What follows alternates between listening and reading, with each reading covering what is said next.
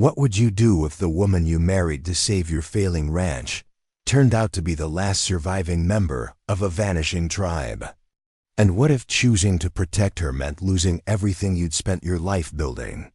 This is the story of Daniel Crawford, a struggling rancher in 1880s Colorado, and Morning Star, a Cherokee woman whose very existence would force him to choose between the land that defined him and the love that would transform him forever. Before we jump back in, tell us where you're tuning in from, and if this story touches you, make sure you're subscribed, because tomorrow, I've saved something extra special for you. The foreclosure notice arrived on a Tuesday morning that felt like the end of the world. Daniel Crawford stood in the doorway of his modest ranch house, reading the bank's ultimatum for the third time, as if the words might somehow change. 6 months. That's all the time he had to pay back the $2,400 debt that threatened to swallow his family's legacy whole. The Lazy C Ranch stretched across 8,000 acres of prime Colorado grazing land in the shadow of the San Juan Mountains. His father, William Crawford, had carved this spread from wilderness 30 years ago, building it into one of the most respected cattle operations in Mesa County. But 3 years of drought, followed by the brutal winter of 1883, had decimated the herds and left Daniel drowning in debt. At 29, Daniel had never expected to face such a crisis alone. The consumption that took his father 2 years ago had also claimed his mother within months, leaving him to manage the ranch with only his aging foreman, Pete Sullivan, and 2 seasonal hands he could barely afford to pay. "Bad news from town?" Pete asked, approaching from the barn where he'd been mending harnesses. The 60-year-old foreman had worked the Lazy C since Daniel was in short pants, and his weathered face showed the kind of concern that came from genuine affection. "Bank's calling in the loan," Daniel said, folding the notice and tucking it into his shirt pocket. 6 months to pay in full, or they sell the ranch at auction. Pete removed his worn hat and ran gnarled fingers through thinning gray hair. "That's a powerful sum of money to raise in such a short time. Even with the spring roundup, the cattle prices ain't what they used to be." Daniel knew Pete was right. The railroad had brought new competition from Texas ranchers who could move their herds to market cheaper and faster. Local cattle prices had dropped nearly 30% in the past year, making it impossible to generate the kind of revenue needed to satisfy the bank's demands. "There might be another way," Daniel said slowly, an idea forming that seemed desperate even by his current standards. Harrison Mitchell over in Durango mentioned something about a businessman from Denver, fellow named Thompson, who's looking to invest in ranch properties. Pete's expression grew skeptical. "What kind of investment?" "The kind that requires a wife." The words hung in the air between them like smoke from a distant fire. Pete understood immediately what Daniel was suggesting. Throughout the territory, stories circulated about wealthy investors who would finance struggling ranches in exchange for marriage, arrangements that provided them with respectable wives and social standing. "Danny, you can't be serious about that mail-order bride business," Pete said, using the nickname he'd called Daniel since childhood. "That's not how a man finds himself a wife." But Daniel's mind was already working through the possibilities. Thompson's advertisement in the Denver Post had been specific. He sought a ranch property suitable for development, with the added requirement that the current owner be willing to arrange a marriage between Thompson and a suitable woman of good character and modest background. The arrangement would work like this. Thompson would assume the ranch's debts in exchange for a 50% partnership and the guarantee of a wife. The woman would receive financial security and social position.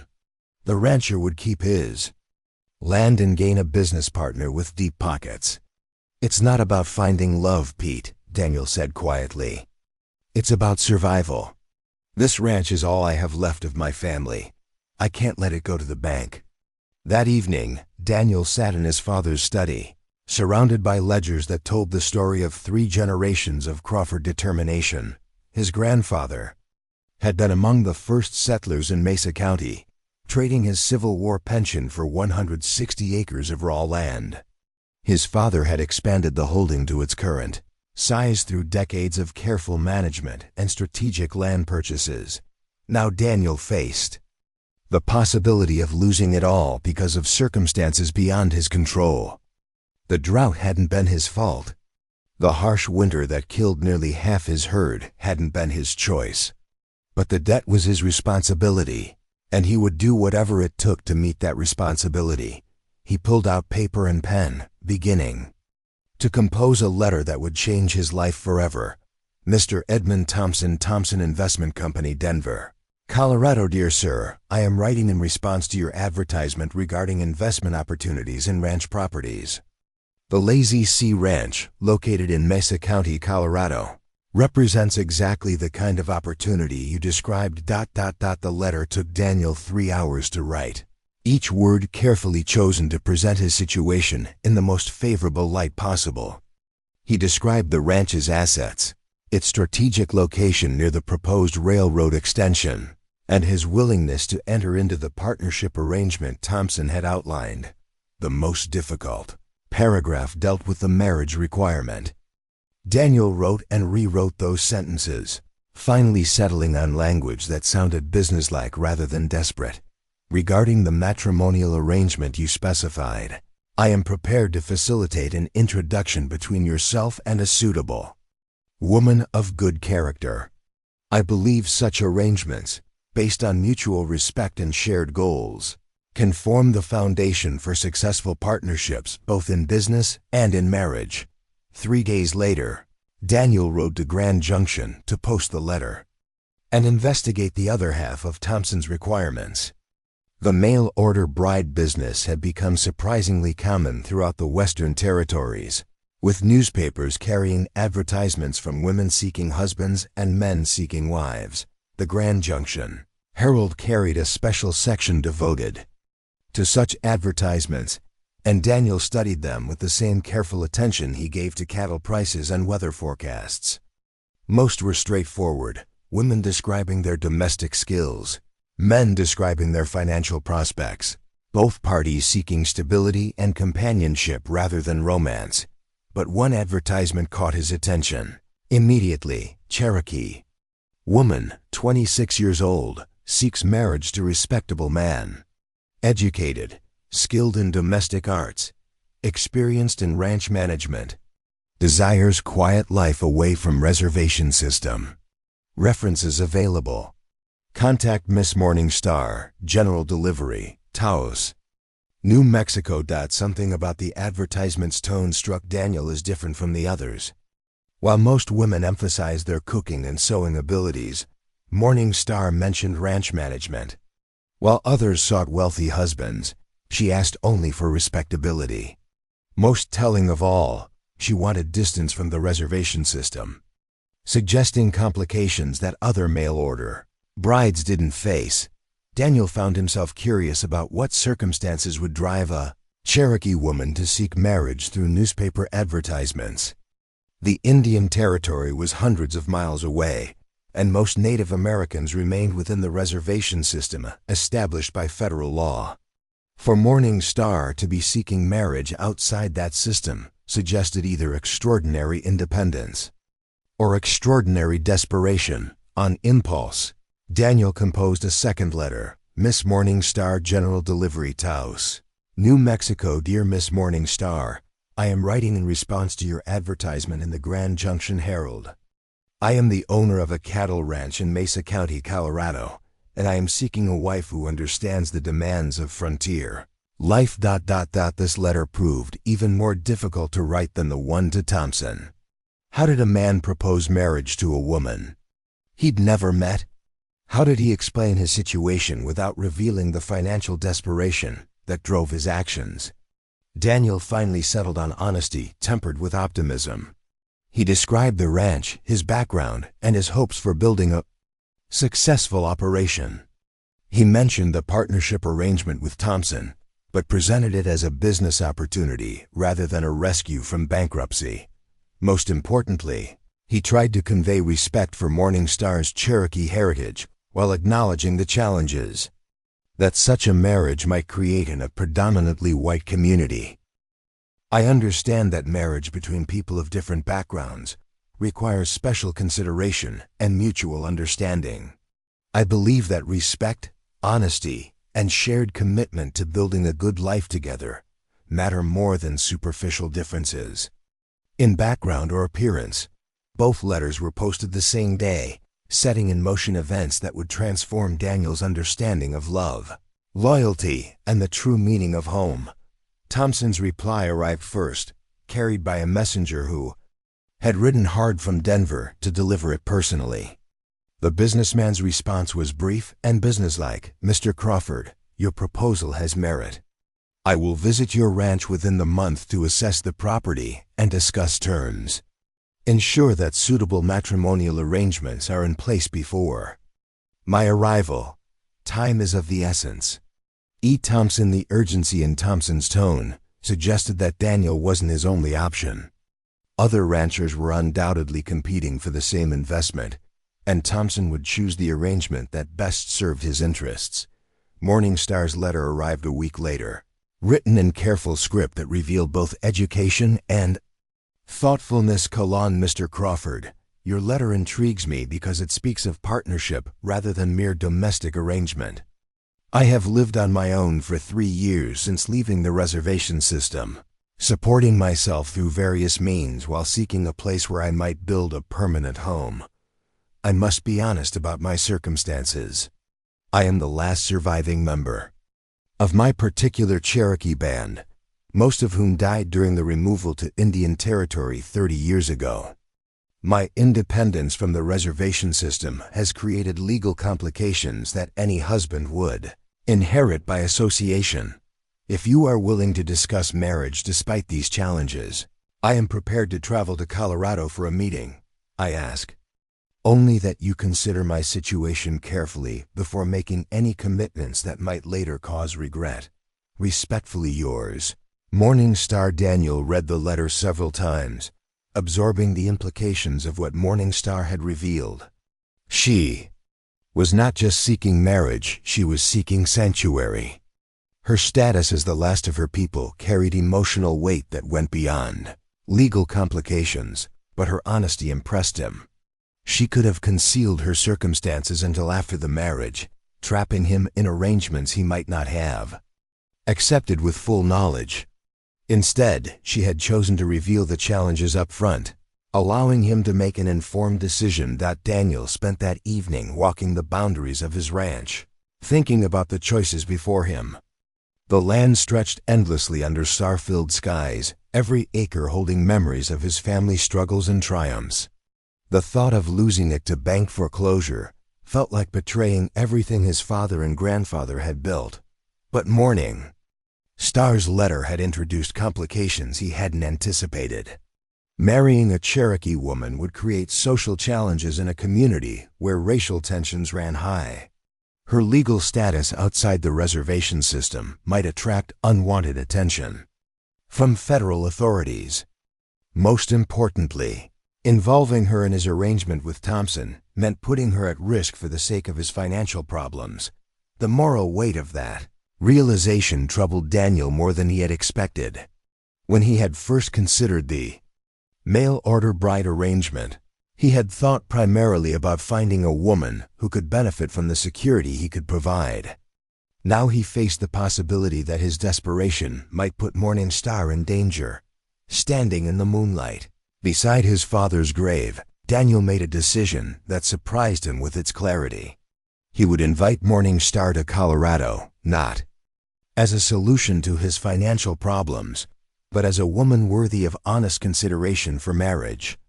If their meeting went well, he would explain about Thompson and let her decide whether to participate in the arrangement. The decision felt right in a way that purely business calculations never had.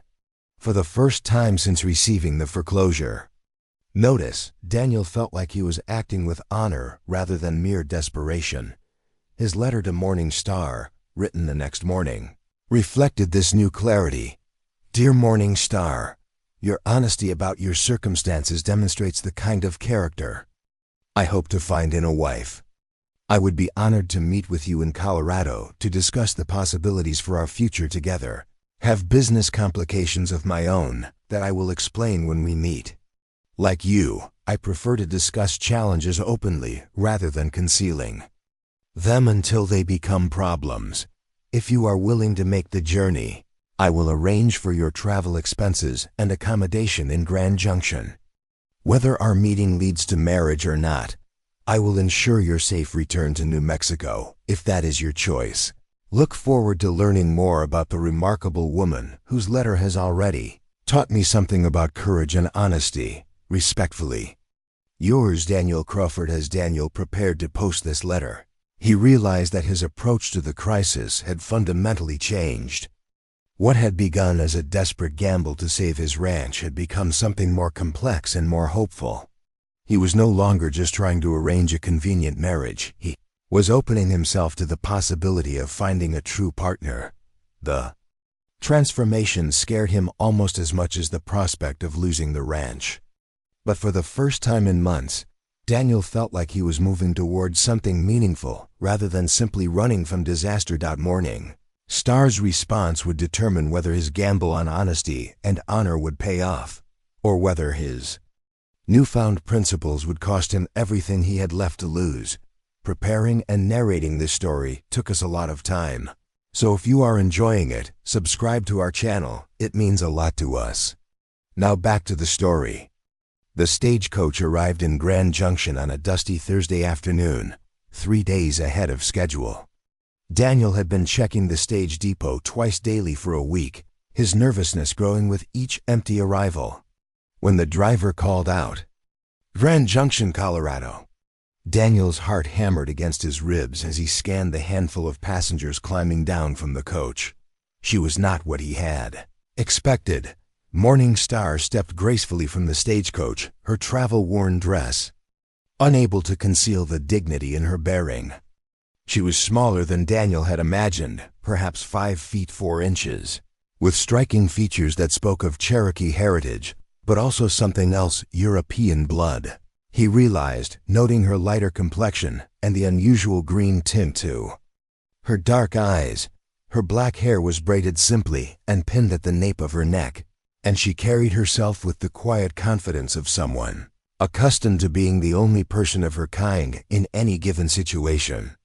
When their eyes met across the dusty depot platform, Daniel felt something shift in his chest that had nothing to do with business arrangements or financial necessity. "Mr. Crawford?" Her voice carried a slight accent that was neither fully Cherokee nor fully white, suggesting someone who had lived between worlds her entire life. "Miss Morningstar." Daniel removed his hat, suddenly aware of how inadequate words were for this moment. "I hope your journey wasn't too difficult." "Long, but not unpleasant." She studied his face with directness that most women would have considered improper. "You're younger than I expected from your letters. And you're—" Daniel paused, searching for words that wouldn't sound foolish. "You're more beautiful than I had imagined." A slight smile touched her lips. "Careful, Mr. Crawford. Flattery can be dangerous when people are still deciding whether they like each other." Her response revealed intelligence and humor that letters couldn't fully convey.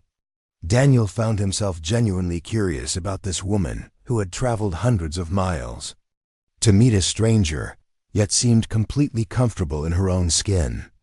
"I've arranged rooms at the Grand Junction Hotel," Daniel said, collecting her modest traveling bag. "I thought you might want to rest before we discuss our situation. I slept on the stage when I could. What I need now is honest conversation." Morning Star looked around the bustling depot.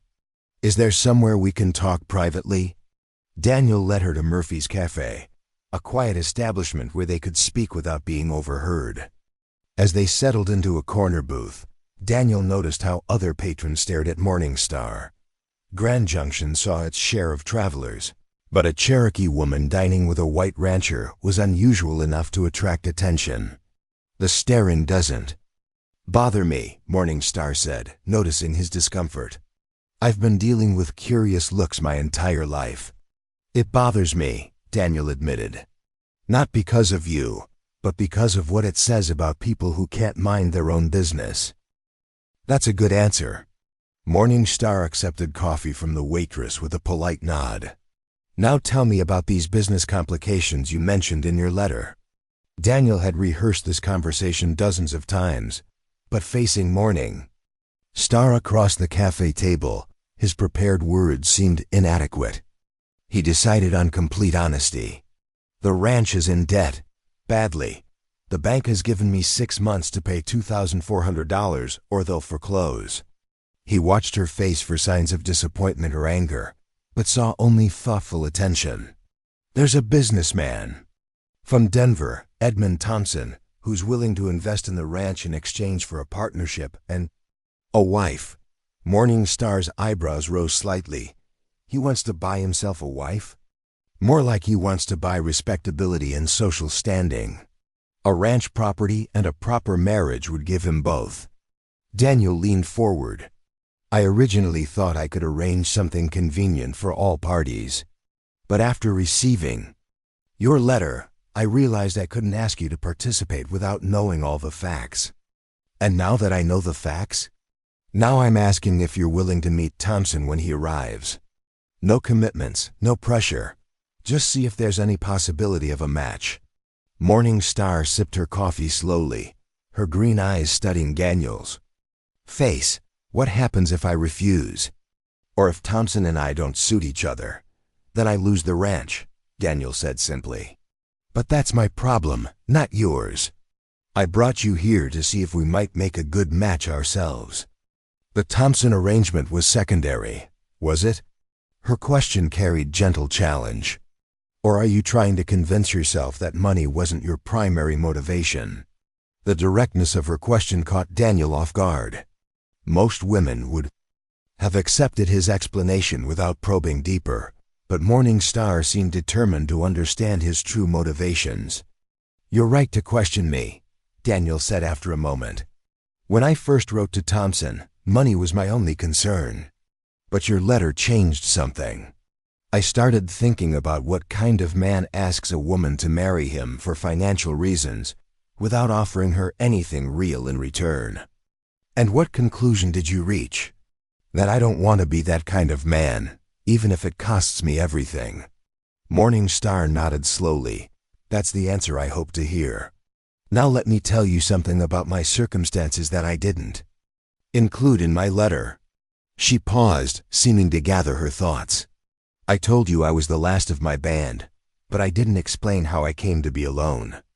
My people weren't killed by disease or warfare. They were murdered by white settlers who wanted their land. Daniel's coffee cup stopped halfway to his lips. Murdered? 32 people, including my parents and younger brother. I survived because I was away at the missionary school in Taos. When I returned, I found their bodies in burned-out cabins. Morningstar's voice remained steady, but Daniel could see the pain in her eyes. The territorial authorities called it a regrettable misunderstanding and declined to investigate. My God, Daniel set down his cup, his hand not quite steady. When did this happen? 3 years ago. I've been on my own since then, working as a translator and guide for travelers passing through New Mexico. It's honest work, but it's also dangerous for a woman alone. Why didn't you go to the reservation? Because I'm not welcome there. Morningstar's smile held bitterness. My mother was half white, which made me an outsider to full-blooded Cherokee. My father's band was considered renegade for refusing to move to Indian Territory. The reservation. Leaders made it clear that I represent complications they don't want to deal with. Daniel began to understand the isolation Morningstar had described in her letter. She was too Cherokee for white society, too white for Cherokee society, and too independent for either group to accept comfortably. So you're truly alone, he said quietly. As alone as a person can be and still be breathing. Morningstar looked out the cafe window at the busy street. Which brings me to my question for you, Mr. Crawford. Are you prepared to marry a woman who brings nothing but complications to your life? What do you mean? I mean that marrying me won't solve your financial problems. It will create new ones. There are people who will object to your choice, people who might make trouble for your ranch, people who might even try to harm me to prove a point about racial mixing. Daniel considered her words. Everything she said was true. Marrying Morning Star would create social challenges that marrying a white woman would not. But looking at her across the table, seeing the intelligence in her eyes and the strength in her bearing, he realized that the complications didn't matter as much as he had thought they would. I'm more concerned about whether you're prepared to marry a man who might lose his ranch despite your help, he said. You came here seeking security, and I might not be able to provide it. I came here seeking a partner, not a banker. Morning Star's smile was warmer now. Security isn't about money, Mr. Crawford. It's about having someone who won't abandon you when things get difficult. Before Daniel could respond, the cafe door opened and a well-dressed man entered, scanning the room with the air of someone accustomed to being noticed. Daniel recognized him immediately from newspaper photographs. Edmund Thompson, arriving earlier than expected. Mr. Crawford? Thompson approached their table with confident strides. I thought I might find you in town. I decided to come ahead of schedule to expedite our business. Daniel stood, extending his hand. Mr. Thompson, I wasn't expecting you. Until next week. Time is money, as they say. Thompson's eyes moved to Morning Star, and Daniel saw surprise flicker across his face. And this must be the lady you mentioned in your correspondence. This is Miss Morning Star, Daniel said carefully. Miss Morning Star, Mr. Edmund Thompson. Morning Star rose gracefully, offering her hand. Mr. Thompson, I've heard a great deal about your business interests. Thompson took her hand, but Daniel noticed his hesitation. The pleasure is mine, miss. Morning Star, did you say? That's an unusual name. It's Cherokee, Morning Star said simply. My people believe names should reflect something important about a person's character or destiny. Cherokee. Thompson's smile became strained. How interesting. Daniel watched the interaction with growing concern. Thompson's discomfort was obvious, and Morning Star's straightforward responses seemed to be making him more uncomfortable rather than less. Perhaps we should discuss business privately, Thompson said to Daniel. I'm sure Miss Morning Star has other matters to attend. Tao. Actually, Morning Star said before Daniel could respond, I believe your business concerns me directly. Mr. Crawford has explained your arrangement. Thompson's face flushed slightly. I see. Well, then perhaps we should speak plainly. I was expecting to meet someone more conventional. More white, you mean, Morning Star said without heat. I mean someone who wouldn't complicate my social position in Denver. Thompson's business mask was slipping. I'm sure you understand that certain arrangements work better with certain types of people. Daniel felt anger rising in his chest. Mr. Thompson, I believe you're forgetting yourself. Am I? Or am I simply being realistic about social expectations? Thompson turned to Morning Star. I'm sure you're a fine woman, Miss Morning Star, but you must understand that my position requires careful consideration of appearances. I understand perfectly, Morning Star said calmly. You're saying that my heritage makes me unsuitable for your purposes. I'm saying that Denver society has certain expectations that don't include Cherokee wives, Morning Star finished. Thank you for your honesty, Mr. Thompson. It saves us all considerable time. Thompson looked relieved. I'm glad you understand. Now, Mr. Crawford, perhaps we can discuss alternative arrangements. I'm sure we can find someone more suitable. There won't be any alternative arrangements, Daniel said quietly. If Miss Morning Star isn't suitable for your purposes, then neither is my ranch. Thompson's eyes widened. Excuse me? You heard me correctly. The deal is off, Mr. Crawford. Be reasonable. We're talking about business, not personal feelings. Surely you can find another woman who meets the requirements. The requirements? Daniel's voice was rising. You mean the requirement that she be white? I mean the requirement that she be socially acceptable in Denver. Thompson's composure cracked completely. I'm offering you a fortune, Crawford. Don't throw it away over some misguided notion of romance. Daniel stood, his chair scraping against the floor. Other cafe patrons were staring now, but he didn't care. The fortune isn't worth having if it comes with conditions like that. You're making a mistake, Thompson said coldly. There are other ranchers who would jump at this opportunity. Ranchers who understand business better than you do. Then I suggest you find one of them. Thompson gathered his hat and gloves. I'll be returning to Denver on tomorrow's train. If you change your mind before then, you can find me at the hotel. He looked at Morningstar. Miss Morningstar, I apologize if I've offended you. I was merely being practical. No offense taken, Mr. Thompson. I appreciate your honesty about your prejudices. It makes things much clearer. After Thompson left, Daniel and Morningstar sat in silence for several minutes. Daniel's mind raced through the implications of what he had just done. He had thrown away his only chance to save the ranch, probably, dooming himself to foreclosure and bankruptcy. You realize what you just did? Morningstar asked quietly. I just lost my ranch to prove a point about racial prejudice, Daniel said, surprised by how calm he felt. It was probably the stupidest thing I've ever done, or the most honorable. Morningstar reached across the table and touched his hand. Either way, it was the right thing to do. Easy for you to say. You're not the one who's going to be homeless in 6 months. Aren't I? Morningstar's smile was sad.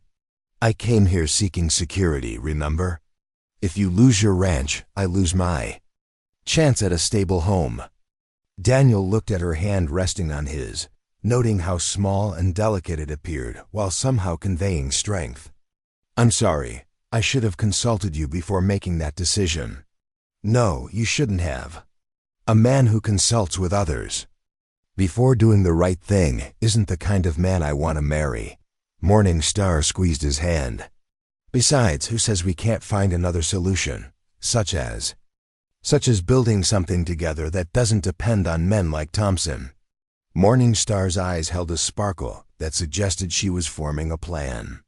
Tell me, Mr. Crawford, what do you know about Cherokee agricultural methods? Daniel blinked at the apparent change of subject. Nothing at all. Then you're about to learn something that might save your ranch after all. As they left the cafe together, Daniel felt something he hadn't experienced in months. Hope. Not the desperate hope of a drowning man grasping at straws, but genuine optimism based on partnership with someone who seemed to see possibilities where he saw only obstacles. He still didn't know if Morningstar would agree to marry him. And he certainly didn't know how Cherokee agricultural methods could solve his financial problems. But for the first time since receiving the foreclosure notice, Daniel felt like he might not be facing the future alone. The feeling was worth more than any business arrangement with Edmund Thompson could ever have provided. The ride to the Lazy Sea Ranch took 3 hours through Colorado's high desert country, giving Daniel and Morningstar time to talk in ways that formal meetings in town never allowed. As their wagon rolled across the landscape, Morningstar studied the terrain with eyes that saw things Daniel had never noticed. Your soil is telling a story, she said, crumbling a handful of earth between her fingers. But I don't think you've been listening to what it's saying. Daniel guided the horses around a washout in the road. What do you mean? Cherokee agriculture is based on understanding the land's natural patterns instead of fighting against them. Morningstar pointed to areas where grass grew thicker. See how the vegetation changes? That shows you where water flows underground, where nutrients collect, where plants want to grow. I've been ranching this land for 10 years. I know every acre. You know it as a white man sees it, property to be conquered and controlled. Morningstar's voice held no criticism, just observation. My people learn to see it as a living system that supports us when we work with it, instead of against it.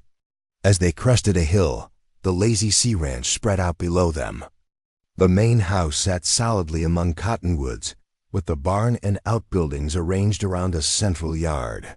Beyond the buildings, pastures stretched toward distant mountains, dotted with the small herd of cattle that represented Daniel's remaining wealth. "It's beautiful," Morningstar said quietly. "I can see why you're willing to fight for it. Beautiful, but not productive enough to pay the bills." Daniel pointed to areas where the grass looked sparse. "The drought hit us hard, and the land hasn't recovered. I've been buying feed to supplement what little grazing we have. Because you're grazing it the way white ranchers have always done, putting as many cattle as possible on the land and hoping it can support them." Morningstar climbed down from the wagon, immediately walking to examine the sparse grass. "Cherokee. Agricultural methods could triple your land's productivity without adding more cattle." Daniel secured the horses, skepticism clear in his voice. "How?" "By understanding that the land wants to be fertile. It just needs help remembering how." Morningstar knelt beside a small creek that ran through the property. "Tell me about your water sources." 3 creeks run through the property year-round. Several seasonal streams spring runoff. Daniel joined her beside the water. "My father chose this land specifically for the water rights." "Smart man, but you're not using the water correctly." Morningstar stood, brushing dust from her skirts. "Cherokee farmers develop techniques for capturing and directing water that can transform dry land into productive fields. The same principles work for grazing land." Pete Sullivan emerged from the barn, his weathered face showing curiosity about their visitor. Daniel made introductions, watching as Pete's initial surprise at Morningstar's heritage gave way to genuine interest in what she was saying about land management. "Ma'am, I've been working this land for 30 years, Pete said respectfully. "I'd be mighty interested to hear about these Cherokee methods you're talking about." "I'll show you better than I can tell you," Morningstar said. "But first, I need to understand exactly what challenges you're facing." Daniel spent the next hour walking the property with Morningstar and Pete, explaining the ranch's problems in detail. The drought had lasted 3 years, turning fertile pastures into hardpan earth that shed rain instead of absorbing it. The cattle had overgrazed the remaining good grass, creating bare patches that eroded with every storm. "We've been buying hay from ranchers in Wyoming," Daniel explained. "But the cost is eating up our profits. Even with good cattle prices, we can't make enough to cover expenses." Morningstar listened while examining everything: soil composition, water flow patterns, the way grass grew in different areas. She paid particular attention to places where the land showed signs of recovery, asking detailed questions about timing and conditions. "Your land isn't sick," she finally announced. "It's just tired. Cherokee agricultural methods can help it rest while still producing what you need." "How?" Pete asked. "By working with natural cycles instead of against them. White agriculture tries to force the land to produce the same thing year after year until it's exhausted. Cherokee methods rotate different uses of the land so it can restore itself while still being productive." Morningstar sketched in the dirt with a stick, showing how Cherokee farmers had managed land for centuries. "We divide land into sections that serve different purposes in different seasons. Some areas rest while others produce. Some areas capture water while others use it. The system creates abundance by working with natural patterns." Daniel found himself fascinated despite his skepticism. "But this is cattle country, not farming country. We don't grow crops, we graze livestock. The same principles apply to grazing. Cherokee people raised animals too, not cattle, but deer, turkey, even buffalo in some areas. We learned to manage grazing so the land became more fertile over time instead of less fertile." "That sounds impossible," Daniel said, "only because you've never seen it done correctly." Morningstar's confidence was absolute. "Animals can improve land if they're managed properly. Their manure fertilizes the soil. Their grazing stimulates plant growth when it's timed right. Their movement patterns can even help distribute water. And seeds, Pete leaned forward, clearly intrigued. How long would it take to see results? Some improvements would show within months. Full restoration might take 3 years. Morning Star looked directly at Daniel. Which is longer than you have before the bank forecloses. Daniel's excitement deflated. So it doesn't matter how good your methods are if I lose the ranch first. Unless we can convince the bank that your land is worth more than they think. It is. Morning Star's smile suggested she had been thinking about this problem. What if we could demonstrate that your ranch's productivity is about to increase dramatically? How do we prove something that hasn't happened yet? By showing them what Cherokee agricultural methods have accomplished elsewhere. And by starting improvements that produce immediate results. That evening, in the ranch house kitchen, Morning Star spread out papers and began sketching detailed plans. Daniel watched her work, impressed by the complexity of what she was proposing. Cherokee agriculture is based on understanding the connections between everything, she explained while drawing.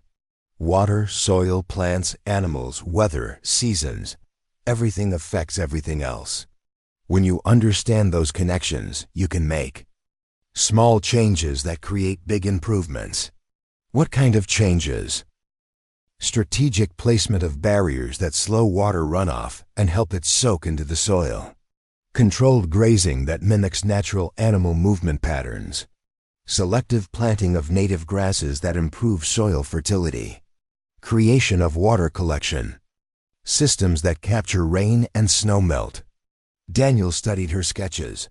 This would require a lot of work. Less than you think. Most Cherokee agricultural methods work with natural processes instead of fighting them.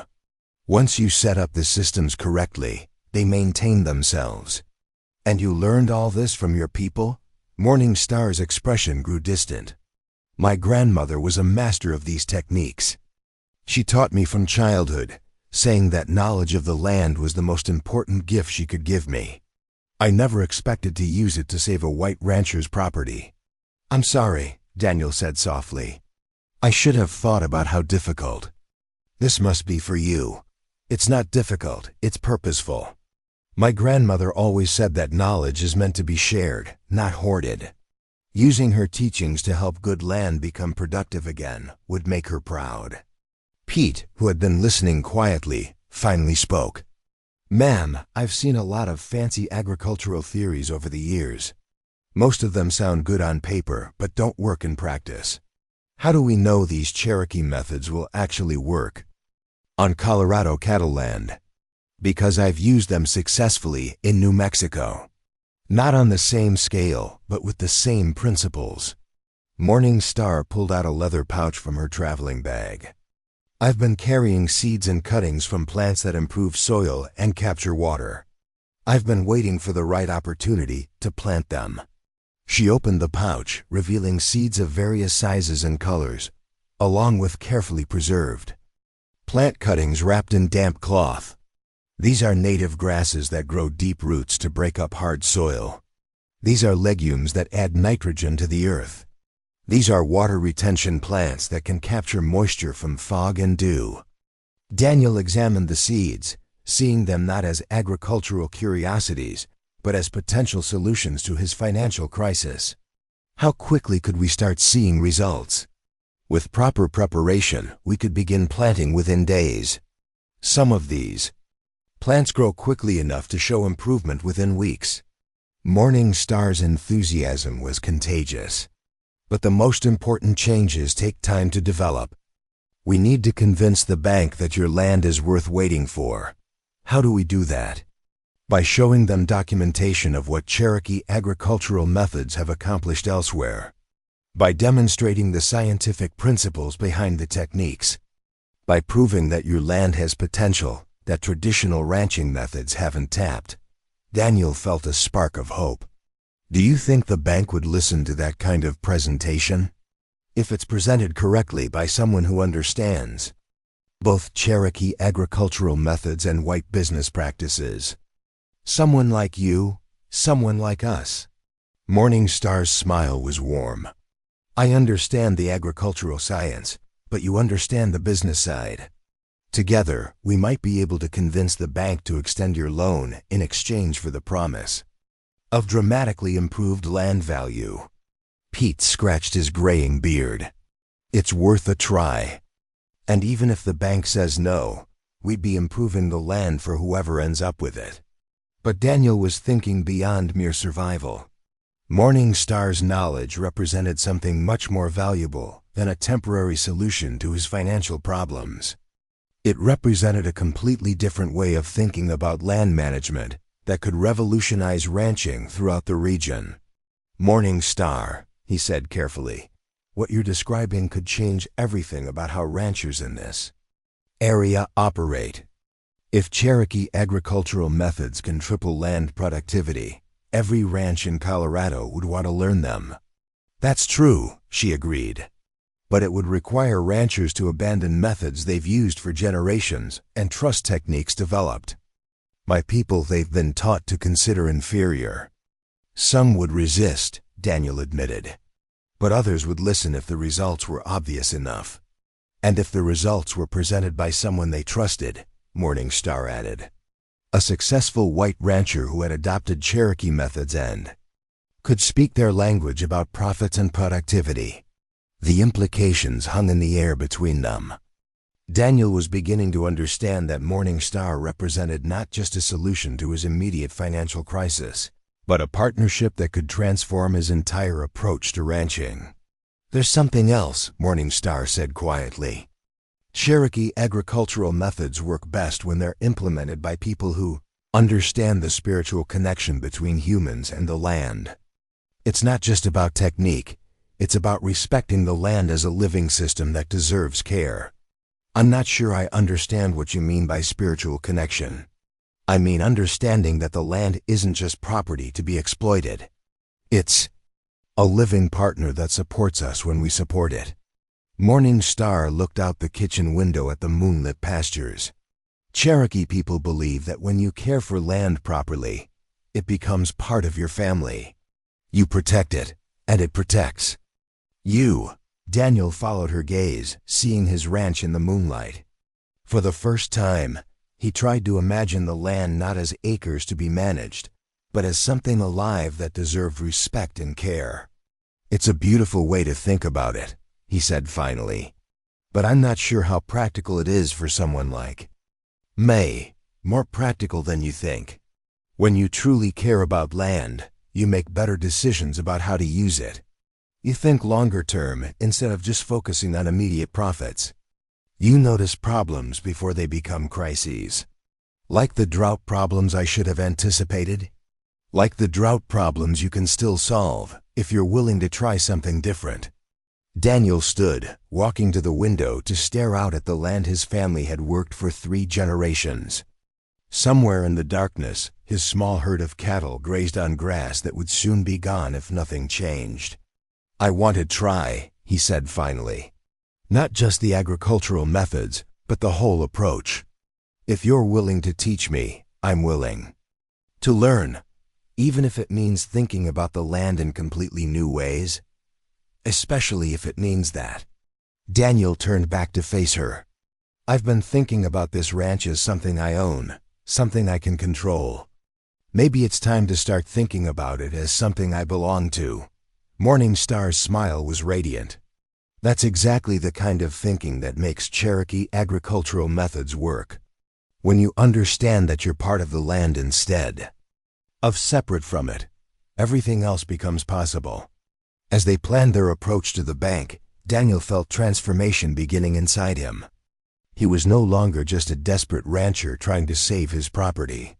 He was becoming a partner in a much larger system that connected land, animals, water, and human beings in ways he was only beginning to understand. The journey would be challenging. But for the first time in months, Daniel felt like he was moving towards something meaningful rather than just running from disaster. And he would be making that journey with a woman whose knowledge and wisdom were already changing how he saw the world around him. Whether the bank would listen to their proposal remained to be seen. But Daniel was certain that working with Morning Star would change his life regardless of the outcome. The only question was whether he would have the courage to embrace changes that would challenge everything he thought he knew about ranching, land management, and his own identity as a Colorado cattleman. The First National Bank of Grand Junction occupied an imposing brick building on Main Street, its marble interior designed to intimidate borrowers and impress depositors. Daniel had been in this building dozens of times over the years, but never with stakes this high or with a presentation this unconventional. "Remember," Morning Star whispered as they climbed the steps, "we're not asking for charity. We're offering them a business opportunity they've never seen before." Daniel carried a leather portfolio containing charts, sketches, and documentation that they had spent 3 days preparing. Morning Star had worked tirelessly to translate Cherokee agricultural knowledge into language that bankers could understand, complete with projected yields, cost analyses, and timeline estimates. Mr. Crawford, the bank president, Harold Westbrook, greeted them with polite wariness. "I understand you wanted to discuss your loan situation." "That's correct, Mr. Westbrook. I'd like you to meet Miss Morning Star, who has agricultural expertise that could significantly change the value of my property." Westbrook's eyebrows rose slightly as he took in Morning Star's appearance.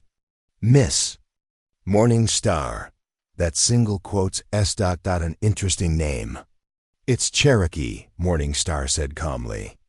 "I've come to Grand Junction to share agricultural knowledge that could revolutionize ranching in this region." "I see."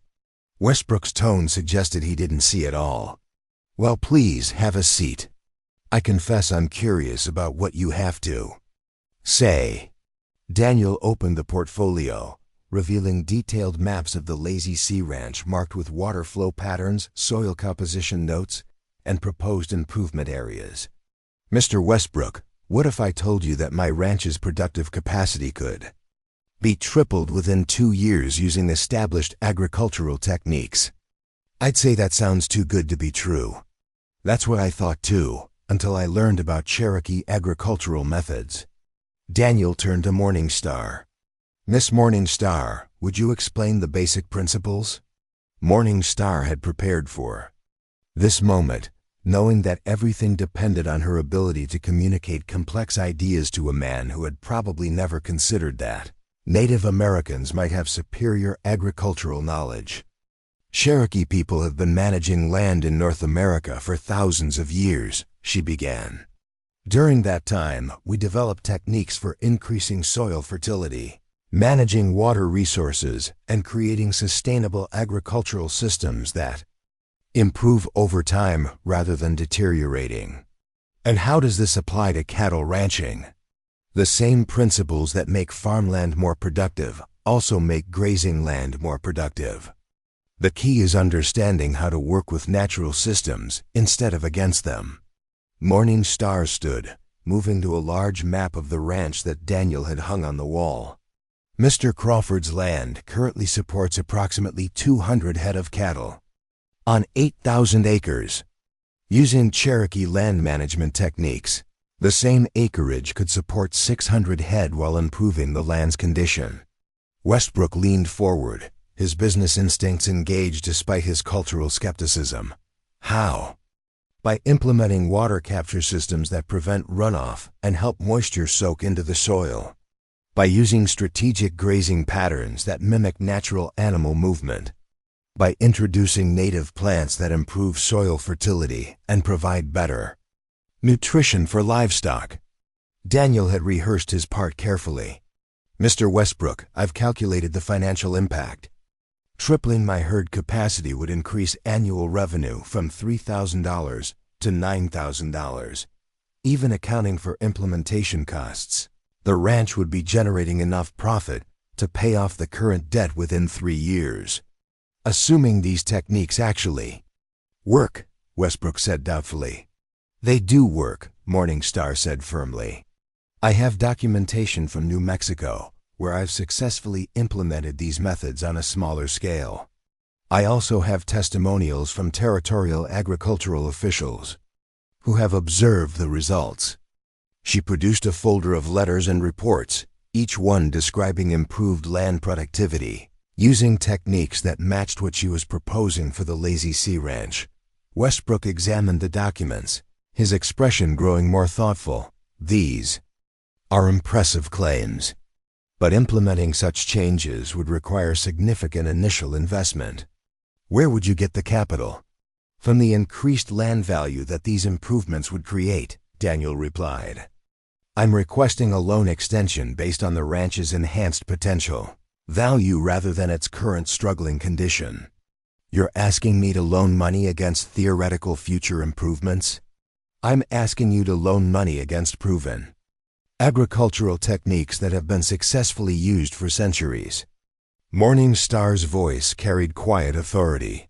The only theory is whether white ranchers can learn to use methods that Cherokee people have always known. Westbrook was quiet for several minutes, studying the documentation and sketches. Daniel could see him weighing the unconventional nature of the proposal against the impressive evidence Morning Star had provided. Miss Morning Star, Westbrook finally said, I have to ask, why are you sharing this knowledge with us? What's your personal interest in Mr. Crawford's ranch? Morning Star exchanged a glance with Daniel. They had discussed this question, knowing it would come up. Mr. Crawford and I are planning to marry, she said simply. I want to build a life with him, and that means helping him save the ranch that's been in his family for generations. I see. Westbrook's expression became more complex. And you believe your agricultural background qualifies you to advise on large-scale cattle operations? Daniel felt anger rising at the condescension in Westbrook's tone. Mr. Westbrook, Miss Morning Star's knowledge is based on generations of successful land management. I'd say that qualifies her better than most agricultural advisors in Colorado. Perhaps, but the bank's board would need to be convinced that this isn't simply romantic optimism overriding practical judgment. Then let me demonstrate, Morning Star said calmly. Give us 90 days to implement the first phase of improvements. If the results don't match our projections, you can proceed with foreclosure as planned. And if they do match your projections, then you extend the loan for 2 years and watch the ranch become one of the most valuable properties in Mesa County. Westbrook stood, walking to the window that overlooked Grand Junction's Main Street. 90 days isn't much time to show significant improvement.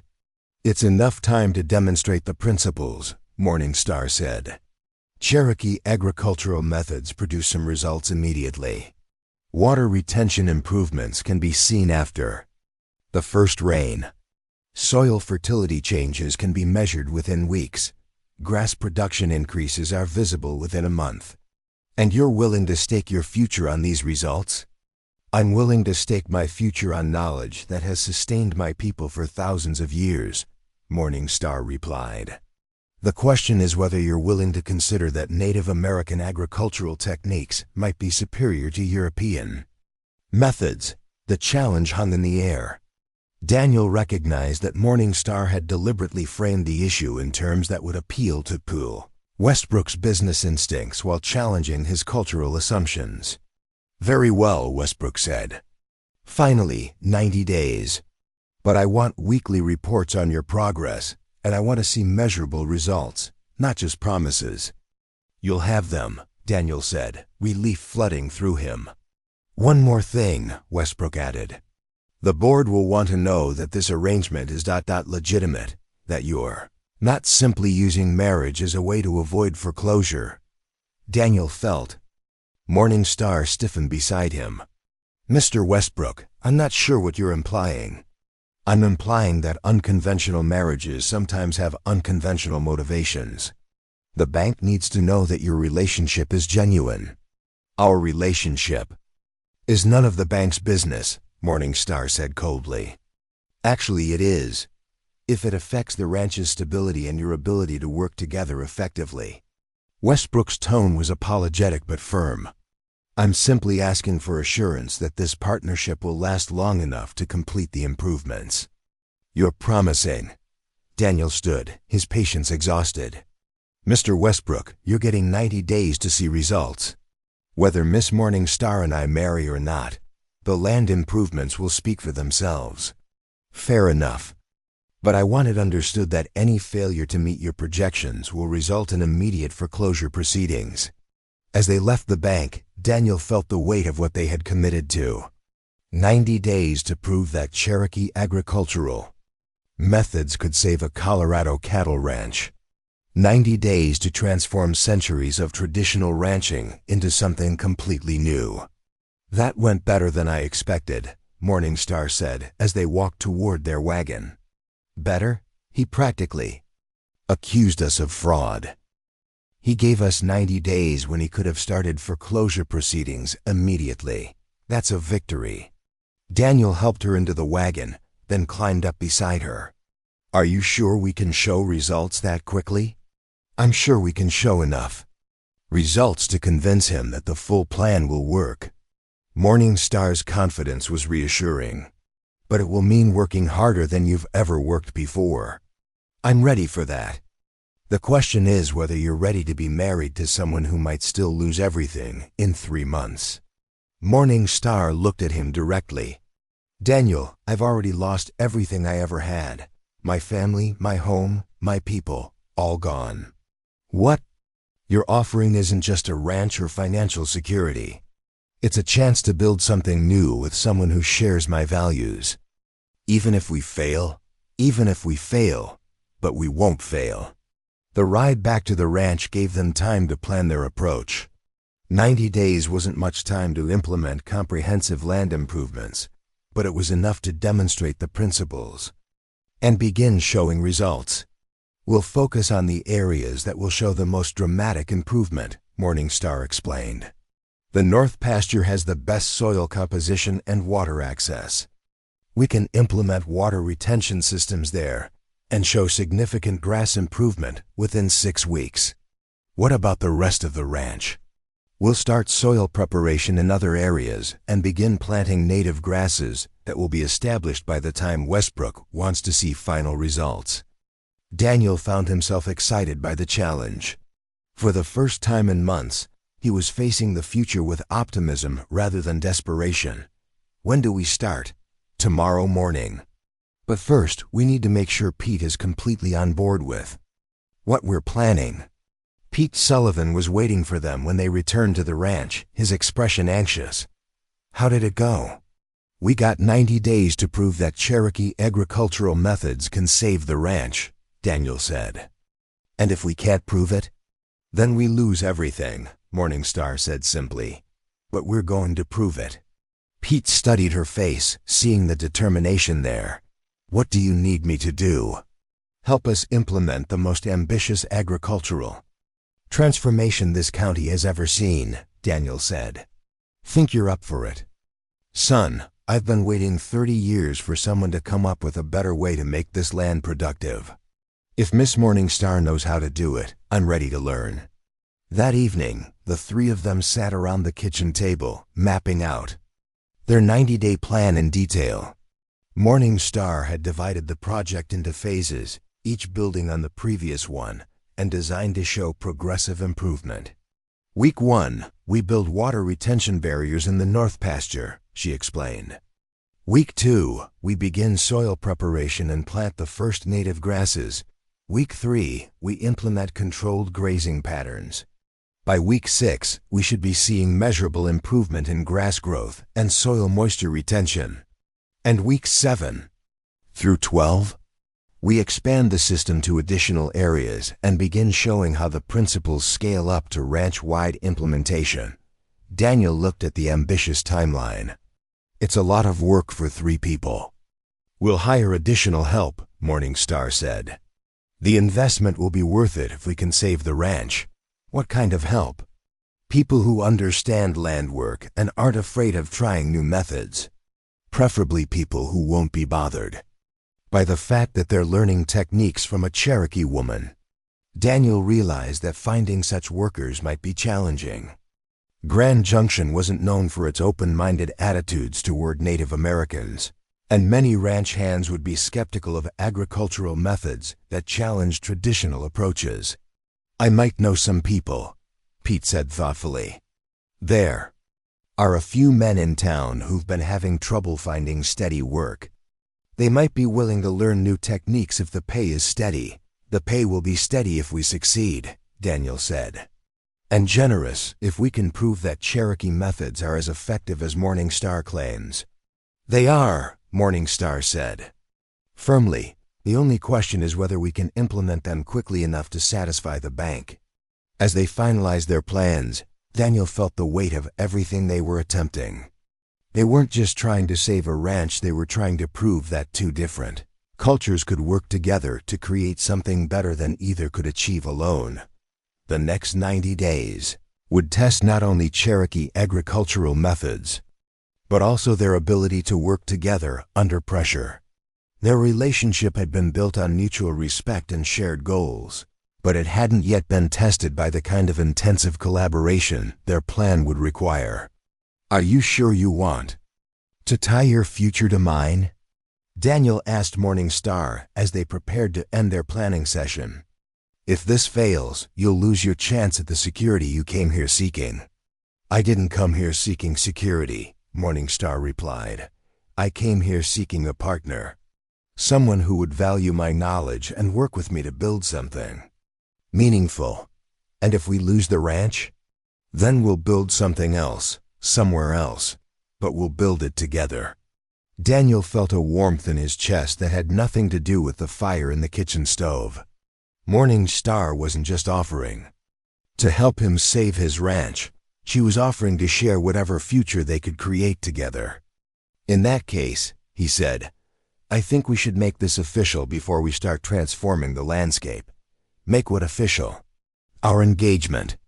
If we're going to spend the next 90 days proving that we can work together, we should probably prove that we can commit to each other too." Morningstar's smile was radiant. "Daniel Crawford, are you proposing to me?" "I'm proposing that we get married before we start the most ambitious agricultural project in Colorado history. That way, if we succeed, we'll be celebrating together. And if we fail, at least we'll fail as husband and wife." "That's the most practical romantic proposal I've ever heard," Morningstar said, laughing. "Yes, I'll marry you."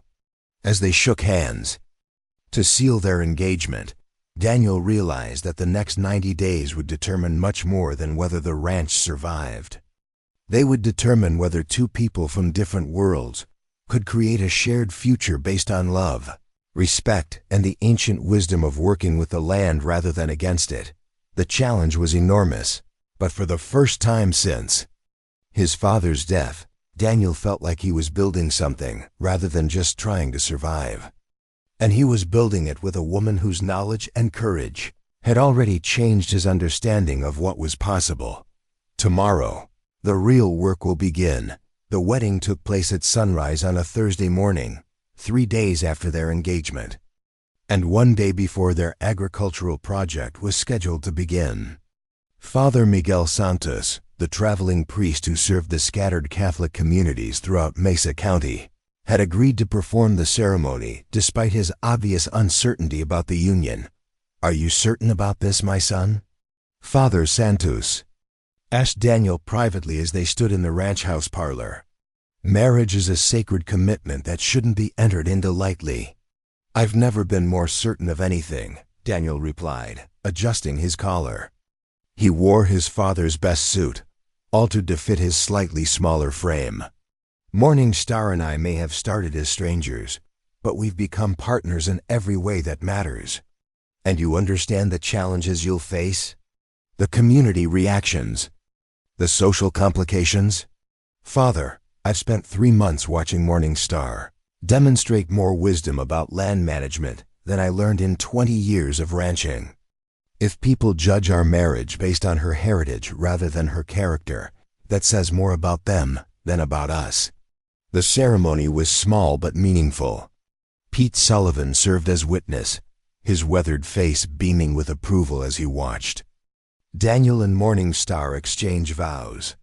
Morning Star wore a simple white dress that somehow made her look both elegant and practical, her black hair braided with white flowers that Pete had picked from the ranch's wild meadows. "Do you, Daniel Crawford, take Morning Star to be your wife, to have and to hold, in sickness and in health, for richer or poorer, as long as you both shall live?"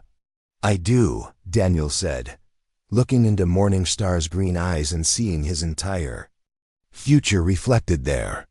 "Do you, Morning Star, take Daniel Crawford to be your husband, to have and to hold, in sickness and in health, for richer or poorer, as long as you both shall live?" "I do," Morning Star replied, her voice steady and clear. Father Santos pronounced them husband and wife as the sun crested the San Juan Mountains, painting the ranch in golden light that seemed to bless their union.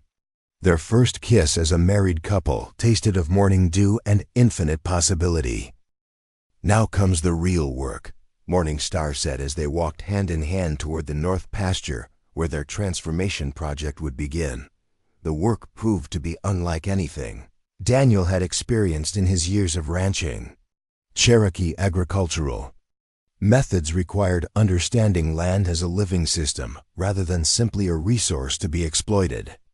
Morning Star taught him to read the subtle signs that revealed how water moved through the soil, how nutrients collected in certain areas, how plants indicated underground conditions that weren't visible to the casual observer. "See how the grass grows thicker near that depression?" Morning Star pointed to an area that Daniel had always considered unremarkable. "That shows you where water naturally collects during rains. If we build small barriers to slow the water's movement, it will soak deeper into the soil instead of running off." "What kind of barriers?" "Rocks, brush, even carefully placed logs. The idea is to work with natural water flow patterns while giving the land more time to absorb moisture." They spent the first week building water retention systems throughout the north pasture. The work was physically demanding, requiring them to move rocks, dig shallow channels, and construct barriers that would redirect water flow without creating erosion problems. Pete Sullivan proved invaluable during this phase, his decades of experience helping him understand what Morning Star was trying to accomplish. "It's like she's teaching the land to drink more slowly," he observed as they positioned stones to create a water-slowing barrier. "Instead of gulping down rain and letting most of it run off, the soil gets time to soak up every drop." Daniel found himself fascinated by the complexity of what they were creating. Each barrier was positioned to work with the natural contours of the land, creating a network of water retention that would function during both gentle rains and heavy storms. Cherokee agriculture is based on understanding that everything is connected, Morning Star explained as they worked. "Water, soil, plants, animals. Changing one thing affects everything else. When you understand those connections, you can make improvements that strengthen the entire system." By the end of the first week, they had transformed the north pastures. Water management completely. The changes weren't immediately visible, but Daniel could see how the next rain would soak into the ground instead of running off toward the creek. "How long before we can measure the results?" he asked. "After the first good rain, we'll be able to see increased soil moisture. Within a month, we should see improved grass growth. By the end of our 90 days, this pasture will be producing twice as much feed as it did before." The second week brought new challenges and new workers. Pete had recruited 4 men from Grand Junction who were willing to learn Cherokee agricultural methods in exchange for steady wages. Their reactions to Morning Star were mixed, ranging from respectful curiosity to barely concealed skepticism. "Ma'am," said Tom Bradley, a former railroad worker who had been laid off when construction ended, "I've worked land all my life, and I've never seen anything like what you're doing here. Are you sure these Indian methods will work on white man's cattle?" "Cherokee methods," Morning Star corrected gently. "And they work on land and animals, not on racial distinctions. The principles are the same regardless of who applies them." But you're asking us to do things that go against everything we've learned about ranching," added Jack Morrison, a man in his 50s who had worked various spreads throughout Colorado. "Planting native grasses instead of just letting whatever grows naturally, moving cattle in patterns that don't make sense to white ranchers." Daniel intervened before Morning Star could respond. "Jack, what we've been doing hasn't been working. The drought nearly destroyed this ranch using traditional methods. If Cherokee techniques can improve our productivity, I'm willing to try them." "Easy for you to say," Morrison muttered. "You're not the one who'll be laughed out of every saloon in Grand Junction for following an Indian woman's farming advice." "Cherokee woman's agricultural expertise," Daniel corrected sharply. "And if you're not comfortable learning from my wife, you're welcome to find work elsewhere." The tension was palpable, but Morning Star handled it with characteristic grace. "Mr. Morrison, I understand your skepticism. These methods are different from what you've learned, and it's natural to question unfamiliar approaches. But I'm asking you to judge the results, not the source of the knowledge. And what if the results don't match your promises? Then you'll have learned something about agriculture that didn't work, and you'll have been paid good wages for honest work. But if the results do match my promises, you'll have learned techniques that could revolutionize ranching throughout Colorado." Morrison's expression softened slightly. "Fair enough. But I reserve the right to voice concerns if I think we're heading down the wrong path." "I wouldn't expect anything less," Morning Star replied. "Good agricultural practices should be questioned and tested, not accepted blindly." The second week focused on soil preparation and native grass planting. Morning Star had brought seeds from New Mexico that had been carefully selected for Colorado's climate and soil conditions. The planting process required precise timing and specific techniques that differed significantly from traditional ranching practices. Cherokee people learned that different plants serve different purposes in the overall system, Morning Star explained as they worked. Some grasses provide nutrition for animals. Others improve soil fertility. Still others help retain moisture or prevent erosion. The key is creating the right combination for each specific area. Daniel watched her work with seeds that looked unremarkable but apparently contained the potential to transform his ranch. Her hands moved with practiced precision, placing each seed at the optimal depth and spacing for maximum growth. "How did your people learn all this?" he asked. "Through centuries of observation and experimentation. Cherokee farmers tested different approaches and kept careful records of what worked and what didn't. The knowledge was passed down through generations, with each generation adding their own discoveries. And now you're sharing it with us." "I'm sharing it with my husband," Morning Star corrected with a smile. "The fact that it might help other ranchers is a bonus." The third week brought the first test of their water retention systems. A 2-day rain soaked the region, providing the perfect opportunity to observe how their modifications affected water absorption and soil moisture. The results exceeded even Morning Star's expectations. The north pasture retained moisture for days after the rain ended, while untreated areas dried out within hours. The grass in the treated areas showed immediate improvement, growing thicker and greener than anyone had seen in 3 years. "I'll be damned," Pete said, examining the moisture levels in different areas of the pasture. "It's like the land remembered how to hold water." "That's exactly what happened," Morning Star replied. "The land always had the capacity to retain moisture efficiently. It just needed help remembering how to do it." Daniel found himself staring at the transformed pasture in amazement. 3 weeks ago, this area had been struggling to support even a handful of cattle. Now it looked like it could feed twice as many animals while actually improving in condition. "How much improvement can we expect by the end of 90 days?" he asked. "Based on what we've seen so far, I'd say we'll exceed our projections." Morning Star said confidently. "The land is responding faster than I expected, but their success was creating unexpected problems." Word of their agricultural experiments had spread throughout Mesa County, attracting attention from neighboring ranchers who ranged from curious to hostile. Crawford's lost his mind, Daniel overheard at Murphy's Cafe during a supply run to Grand Junction, letting some Indian woman tear up perfectly good grazing land with her heathen farming methods. Heard she's got him planting weeds and moving rocks around like it's some kind of religious ceremony. Added another voice, man's going to lose his ranch chasing after Indian superstitions. The criticism stung, but it also strengthened Daniel's resolve. He had seen the results of Morningstar's methods firsthand, and no amount of ignorant gossip could change what he had witnessed. More concerning were the subtle acts of sabotage that began appearing around the ranch.